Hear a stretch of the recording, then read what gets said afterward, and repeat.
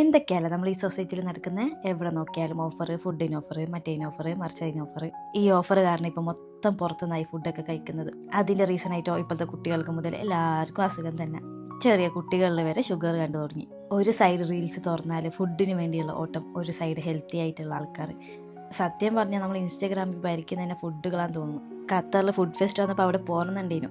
പിന്നെയോ അവിടെ ആൾക്കാർ എന്തൊക്കെ തിന്ന് ഐറ്റംസ് ഇട്ടിട്ട് ഞാൻ വിചാരിച്ചു ഇനി അവിടെ പോയാൽ മൊത്തം തിന്നേണ്ടി വരും. അത്രയും റീൽസ് കണ്ടിട്ട് അവിടുത്തെ ഫുഡിനെ കുറിച്ചിട്ട്. അതുകൊണ്ട് അവർക്ക് പോകണ്ടേ വേണ്ടാന്ന് വിചാരിച്ചു. അങ്ങനെ അവിടെ പോയില്ല.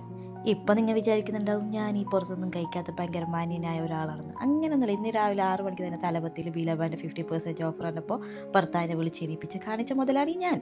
ശരിക്കും നമ്മളിങ്ങനെ പുറത്തുനിന്ന് കഴിക്കുന്നതിനൊരു വലിയ റീസൺ തന്നെ ഈ ഇൻസ്റ്റഗ്രാമാന്ന് തോന്നുന്നുണ്ട് കേട്ടോ. അത് തുറക്കുമ്പോഴാണ് ഓരോന്നിങ്ങനെ കാണുന്നത്. പിന്നെ നമ്മൾ കീറ്റ തലപത്ത് ഓരോ ദിവസം ഓരോ ഓഫറല്ല അതിലൊക്കെ ഇടുന്ന 50% മുതൽ മറ്റേത് മറിച്ചത്. പിന്നെ ആരെങ്കിലുമൊക്കെ വാങ്ങാണ്ടിരിക്കോ?